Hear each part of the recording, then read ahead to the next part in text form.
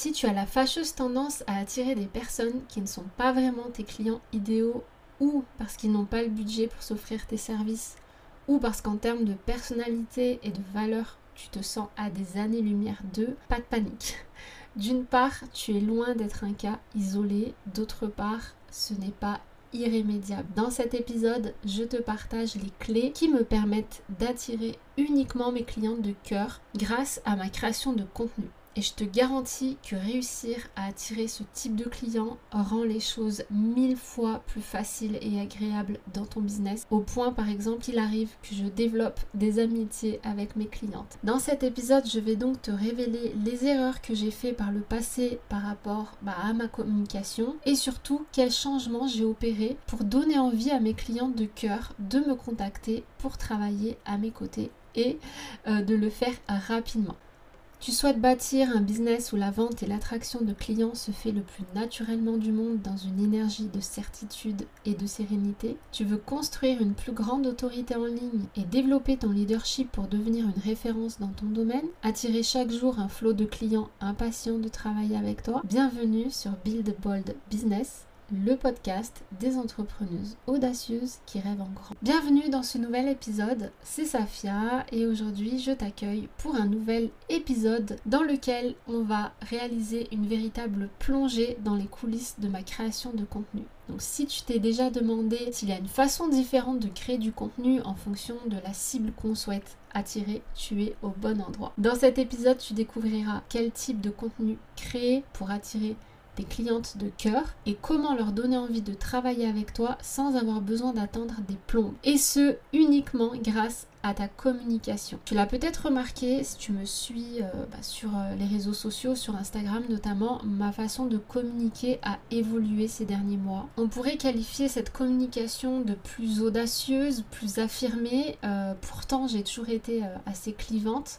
Mais on va dire que je le fais maintenant d'une manière différente et ce n'est évidemment pas un hasard, c'est bien intentionnel et donc je vais t'expliquer tout ça dans l'épisode d'aujourd'hui. En parlant de ça, j'ai un petit quelque chose pour t'aider à mettre en pratique mes conseils en création de contenu. Je t'en parlerai au cours de l'épisode, alors reste bien à l'écoute. Avant de plonger dans le vif du sujet, on a besoin de faire un petit retour en arrière.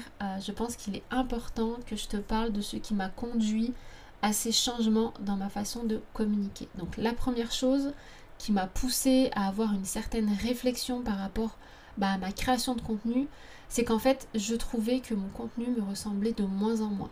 En tant que créatrice de contenu, on est tout amené, et je pense que tu seras d'accord avec moi, à consommer ce que font les autres acteurs sur notre marché. Et le problème, c'est que ça nous influence forcément, qu'on en soit consciente ou non. Résultat, si on ne fait pas attention, cette influence a tendance à diluer notre personnalité et du coup, sans faire attention, on commence à emprunter le style, les expressions des autres, à parler de sujets sous un angle différent de ce qu'on aurait fait nous naturellement, ce qui fait que tout ça, au bout d'un moment, on a vraiment cette impression de se perdre un peu soi-même et c'est ce qui m'est arrivé. La deuxième chose qui m'a poussée à la réflexion, c'est que j'avais de moins en moins d'interactions en message privé, j'avais moins de demandes de collaboration spontanée par rapport à avant et donc forcément ça m'a fait me poser certaines questions. Donc j'ai analysé mon contenu et en analysant mon contenu et son évolution au fil du temps, j'ai remarqué que vraiment mon contenu me ressemblait de moins en moins, il était moins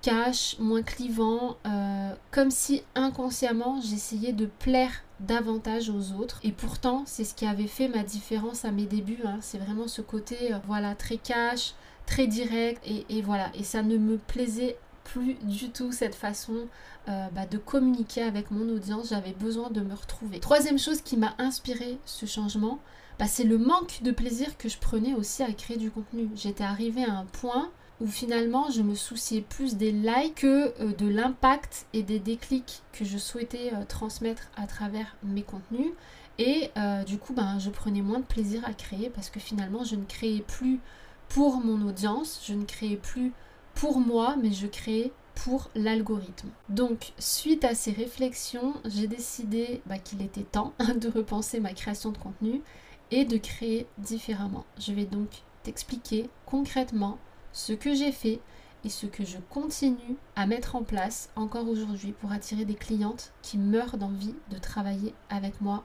et avec personne d'autre, puisque oui, je peux te dire que suite à ces changements, j'ai vu un changement radical en fait dans la façon dont les gens venaient me voir pour travailler avec moi.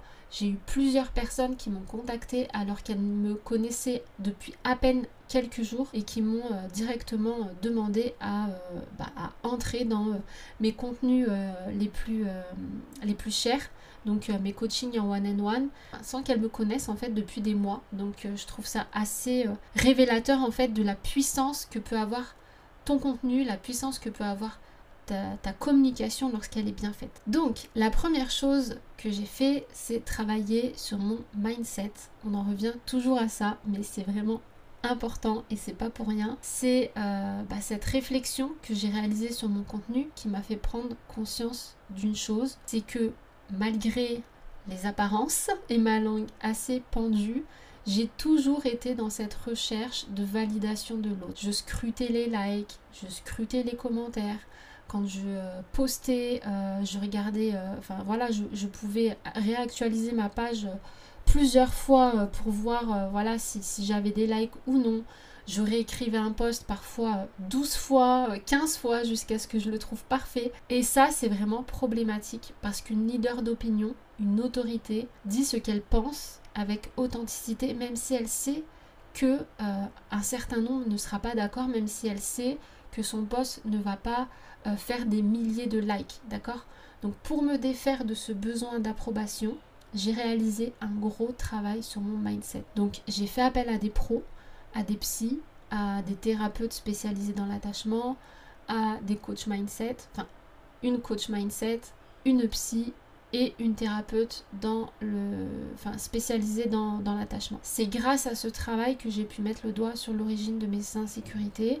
Quand on est entrepreneuse et qu'on expose notre travail, qu'on s'expose au regard des autres, il n'est pas possible de se développer au-delà d'une certaine limite sans travailler sur ses vulnérabilités, sur ses traumas et sur toutes les blessures qui restent coincées au niveau de l'inconscient. C'est vraiment faire ce travail profond sur les zones d'ombre de mon esprit qui m'a permis de me libérer et d'oser davantage exprimer et faire ce que je voulais vraiment, faire face à la peur du rejet finalement. Deuxième chose que j'ai fait, c'est essayer de conserver mon style, ce qui avait fait, mon succès à mes débuts.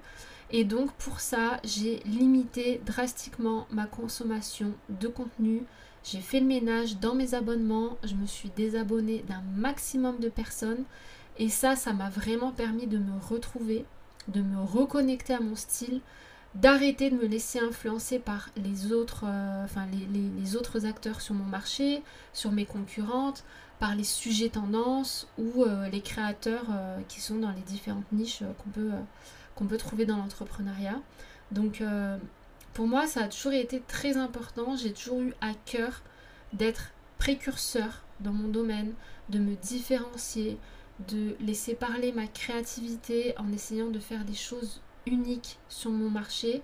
Et donc faire ce ménage m'a fait le plus grand bien et m'a permis de retrouver la flamme que j'avais à mes débuts lorsque je créais mon contenu. D'ailleurs, si toi aussi tu souhaites garder une longueur d'avance et ne pas te laisser influencer par les autres, je te déconseille de suivre les personnes qui sont dans la même niche que toi. Évite de consommer tout ce qu'ils font, que ça soit leur newsletter, leurs vidéos, leurs posts sur les réseaux sociaux. Alors tu peux évidemment te tenir informé de ce qui se passe dans les autres secteurs d'activité, ça te donnera des idées, ça te permettra de nourrir ta créativité et de penser outside of the box. Mais voilà, évite vraiment de consommer ce que font tes concurrents parce que ça va obligatoirement t'influencer. Troisième chose que j'ai mis en place, c'est partager mes opinions. Donc ça, je l'ai toujours fait, d'accord? Je n'ai jamais eu ma langue dans ma poche depuis mes débuts. Je n'hésite pas à partager mes opinions sur mon marché ou sur l'entrepreneuriat en général. Mais aujourd'hui, je n'hésite pas à le faire encore plus qu'avant. Donc par exemple, il y a quelques années, j'aurais jamais osé parler de politique ou des débats qui se déroulent dans l'actualité. Aujourd'hui, si j'ai envie de le faire, je ne me gêne plus. Voilà, je le fais et si ça ne plaît pas, tant pis. C'est que les personnes qui me suivent ne sont pas mes clientes idéales, c'est qu'on ne partage pas les mêmes opinions et c'est ok. Quand je partage mes opinions sur certains sujets, je sais que ça va générer généralement moins de likes. C'est normal puisque tout le monde ne partage pas mon opinion. En revanche, ce type de contenu a l'avantage de créer un sentiment d'adhésion et d'appartenance qui donne envie aux gens qui partagent du coup le même avec moi de m'apprécier encore plus parce qu'elles s'identifient, elles se reconnaissent à travers mes opinions. Et ça, c'est super important parce qu'il faut comprendre qu'à compétences égales, un prospect n'ira pas choisir l'expert qui a le plus d'abonnés, le plus d'ancienneté ou même le plus de résultats. Généralement, il se dirigera vers celui avec lequel il se sent le plus proche en termes de personnalité et de valeur. C'est quelque chose que je retrouve à chaque fois, ce besoin d'avoir le feeling, d'avoir, voilà, qui est quelque chose qui se passe entre le créateur de contenu et le prospect. Et ça, malheureusement, si on ne partage pas nos opinions, si on ne partage pas notre personnalité, bien finalement, les gens ont du mal à savoir s'ils vont avoir le feeling avec nous ou pas. Pour aller plus loin, je t'invite à télécharger, si ce n'est pas déjà fait, ma formation offerte en copywriting pour apprendre à créer du contenu impactant que ton audience va adorer consommer. Tu trouveras le lien dans le descriptif de l'épisode. Et donc, autre chose que j'ai fait beaucoup plus fréquemment qu'avant, c'est partager mes valeurs. Donc, je n'hésite plus, par exemple, à mettre en avant le fait que j'ai de l'ambition et pourquoi j'ai cette ambition. J'exprime aussi clairement mon besoin de prendre ma revanche sur les discriminations qu'ont subies mes parents ou sur mon désir de mettre mes enfants à l'abri du besoin. C'est pas des choses que je partageais nécessairement par le passé, mais aujourd'hui je le fais.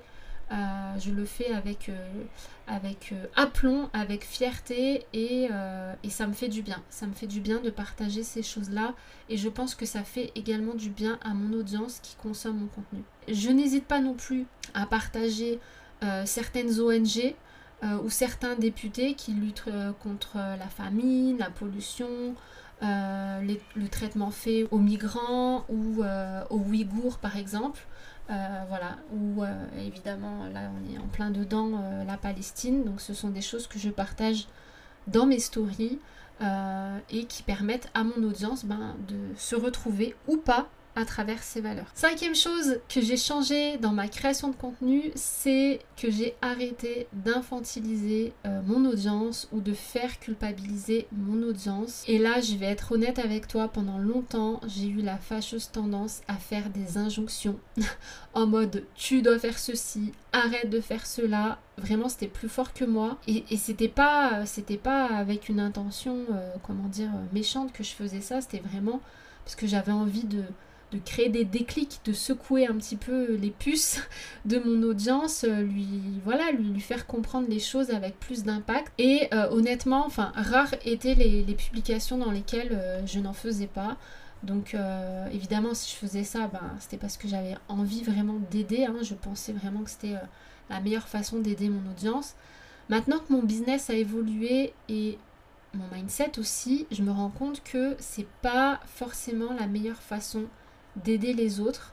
Ce n'est pas en infantilisant ou en faisant culpabiliser mon audience qu'elle aura forcément envie de m'écouter et encore moins de suivre mes conseils, je pense. Donc dorénavant, je veille à créer des posts qui suscitent des émotions positives plutôt que des émotions négatives, puisque je me suis rendu compte que moi, j'étais vraiment mal à l'aise lorsque je tombais sur des contenus comme ça, plein de culpabilité, de honte, etc.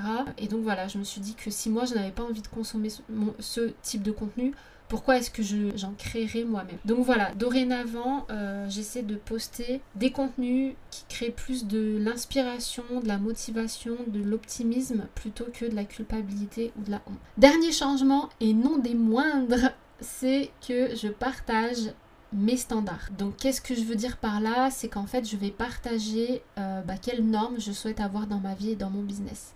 Donc quelles choses j'accepte ou refuse dans mon business. Donc ces standards définissent en fait ce que je souhaite mettre dans ma vie et que je ne veux pas dans ma vie. C'est une sorte de super wishlist. Donc par exemple, si je souhaite travailler avec un certain type de client, eh bien je vais le dire dans mon contenu.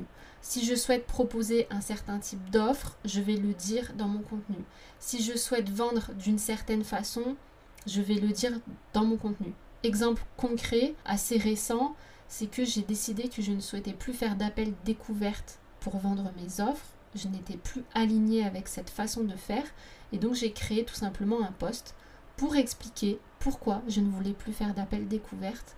Et du coup, voilà, ça me permet de partager mes standards, de montrer en fait de montrer mes limites tout simplement et de montrer ce que je désire dans mon business, et c'est ce qui me permet d'avoir une position plus affirmée, une position qu'on pourrait qualifier de leader et qui va donc rassurer mes clientes lorsqu'elles vont tomber sur mon contenu. C'est ce qui va leur donner envie ou non de travailler avec moi, puisque cette posture où j'affirme qui je suis, ce que je veux, ce que je ne veux pas, c'est une posture qui va la rassurer, où elle va se sentir bien encadrée, elle va se sentir en sécurité à travailler avec moi, puisqu'elle voit qu'il y a un certain cadre. Donc voilà, ce sont tous les changements que j'ai mis en place. Donc pour résumer, j'ai travaillé sur mon mindset, j'ai essayé de limiter au maximum ma consommation de contenu, j'ai davantage plutôt partagé mes opinions, partagé mes valeurs, j'ai arrêté d'infantiliser mon audience et puis j'ai commencé à partager mes standards. Donc tout ça m'a permis très rapidement de voir un changement dans le type de clientes que j'attirais, des clientes qui sont prêtes à s'investir davantage, des clientes qui n'ont pas besoin d'attendre 3 mois pour savoir si oui ou non elles ont envie de travailler avec moi, et des personnes qui ont les qualités en fait que je souhaitais avoir chez mes clientes, des personnes qui souvent me ressemblent énormément, avec lesquelles j'ai beaucoup de points en commun, et c'est ce qui rend le travail tellement plus agréable. Et en plus de ça, finalement, je n'ai même plus besoin de les convaincre de quoi que ce soit, puisque lorsqu'elles viennent me trouver, généralement, elles sont déjà préconvaincues à 80-90%.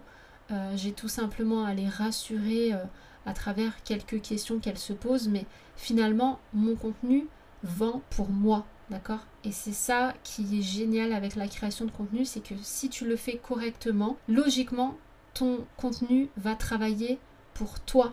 Et c'est pour ça qu'aujourd'hui, je ne fais plus d'appels découvertes, je n'en ai plus besoin, parce que mon contenu fait ce travail pour moi, de persuasion, comme on pourrait le dire. Donc j'espère que cet épisode t'a plu. Si c'est le cas, n'hésite pas à me laisser un commentaire ou à me laisser pourquoi pas un message privé sur Instagram, je serai ravie de te lire. Je te souhaite une bonne journée ou une bonne soirée selon l'heure à laquelle tu m'écoutes, et je te dis à très bientôt pour un épisode interview dans lequel je te partagerai comment une de mes clientes est passée d'un consulting à 50 € à un consulting à 10 000 €. Ça va être épique.